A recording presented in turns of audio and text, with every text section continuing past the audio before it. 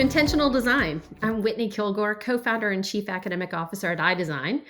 Intentional Design is a podcast where I get a chance to speak to some of the coolest folks in the ed tech sector and share our conversation with you. And today we get to know Nori Barajas-Murphy.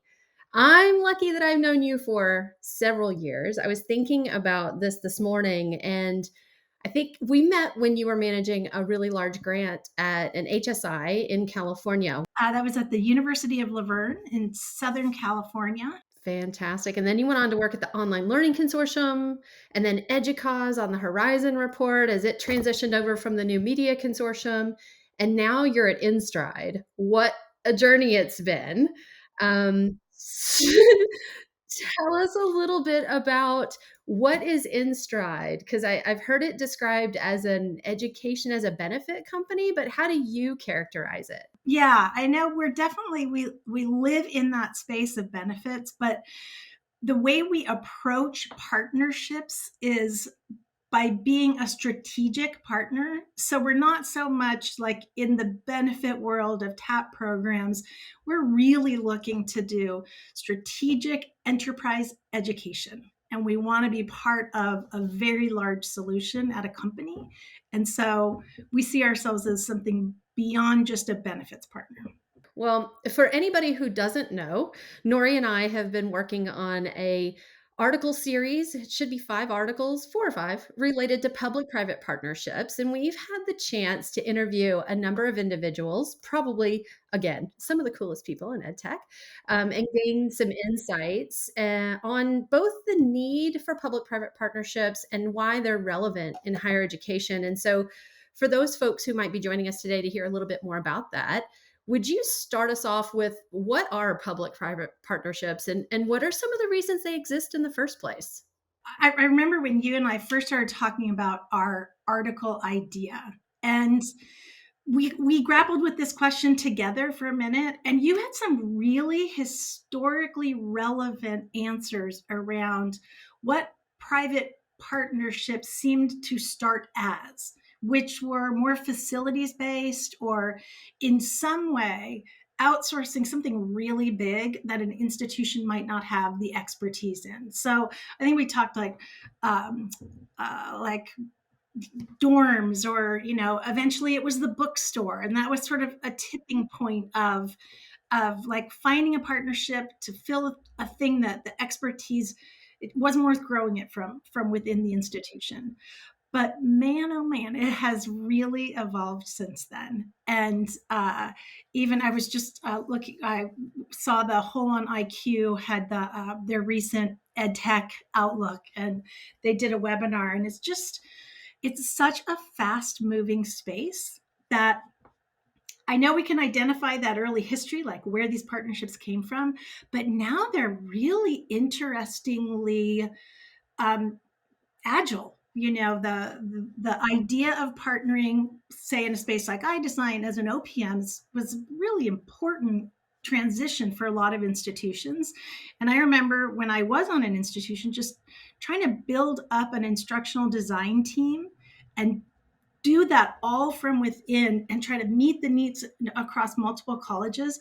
I could really see the space where OPMs were just a brilliant solution. Come in and help us do this. Have the expertise come in from outside. But partnerships like the kind that InStride are seeking, we're partnering more around bringing together large corporations and focusing on the needs of those large corporations, but seeing education, both academic and skills education, as a real solution. That's like a whole different way of looking at partnerships, and completely different from my campus role that I used to have. So I'm not sure if that's totally answering your question, but like kind of there's some continuum along there uh, that isn't necessarily linear.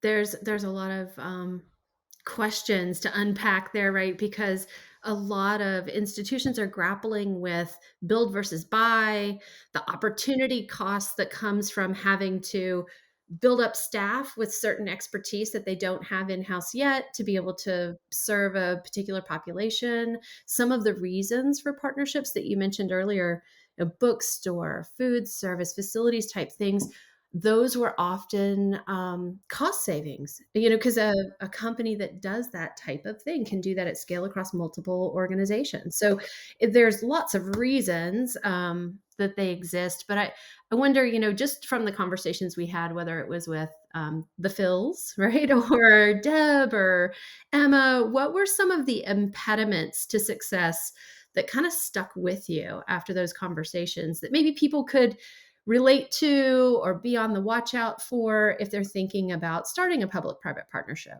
In reviewing the transcripts and thinking about the conversations you and I have had, what stands out to me is sort of the sticky governance around a partnership. I think there's a lot of excitement when a new relationship starts, right? There's a lot of hope, a lot of intentionality, and that's great. Like everything that starts with levels of enthusiasm, like we do with many of our partners, is fantastic. But then once the work starts happening, I think having a governance structure, some legal understanding, some understanding and clarity over what deliverables are and who's responsible for what and what expectation setting should be. I think those are some of the really important things to think about and solve at the very outset of a partnership. So even if bringing together, so we have a network of institutions, and we have people who work directly with our corporate clients. I think on both sides of the partnerships we have with our academic partners and with our corporate partners, we need to really have individual steering committees for each of those relationships that meet with intentionality on what the goals of that partnership, where we are along the meeting those goals, and just doing the hard work with transparency. Transparency is spot on. I think that's something that people are pushing for more and more of that as we move forward in this space. And I think that's something that's really set us apart at iDesign, is that we are so transparent in everything that we do. But I'd also say cultural fit is really important. Understanding that you're in this together and that it is a partnership. I think often those relationships, if you think about them more as like a vending machine, right, or vendor relationship, right? It's not going to work the same way when you've got these deeply integrated services. So it has to be a deeper relationship than that. So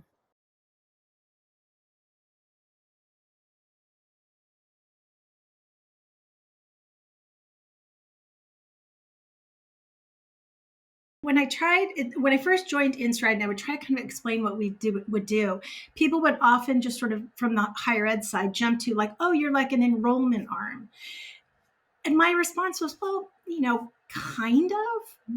But one of the reasons I was recruited by InStride was about being able to connect people. And you mentioned some of my previous jobs, which, working on a campus, obviously relationship building is just super important for being able to influence anything. But certainly, being able to connect with people across the higher ed space and have that ability to be connected and work with folks, that's something that's exciting about InStride. We're not just an enrollment arm of higher ed. One of the best things that happened last week was we're partners with a large institution here in the United States, and we're partnered with a global car manufacturer. And we had an exciting conversation where we brought, two of the key stakeholders from the corporate partner, from the university partnership. We started talking about what the needs were for this company, what could be possible at this institution in terms of unbundling content they already had. How could they make something stackable for this specific partnership and really be this exciting solution that directly was going to meet this global corporation's needs. And it was everything I was hoping a public private partnership company like InStride would be doing. It was a really gratifying day. I was gonna ask you, my last question was gonna be, what's the secret to a successful partnership? And I kinda think you just answered it a little bit, right? I mean, that's one part of it, certainly. I think the relationship part is super important, especially from the chair I sit in the organization. But I do think there's just some other things that actually do get all the way back to the bookstore. Like what can InStride do better and be additive for like an institution of higher ed, and where are we situated to be like a really additive partner, and sometimes it's the relationship stuff, but sometimes it is that capacity building and being able to scale things, and that happens with other folks in the company, and it's really awesome to watch that happen as well. Yeah, at the end of the day, it's about bringing value to that partnership, right? And it being a win-win. So, well, thank you so much for joining me for this episode of Intentional Design, Nori. This was awesome.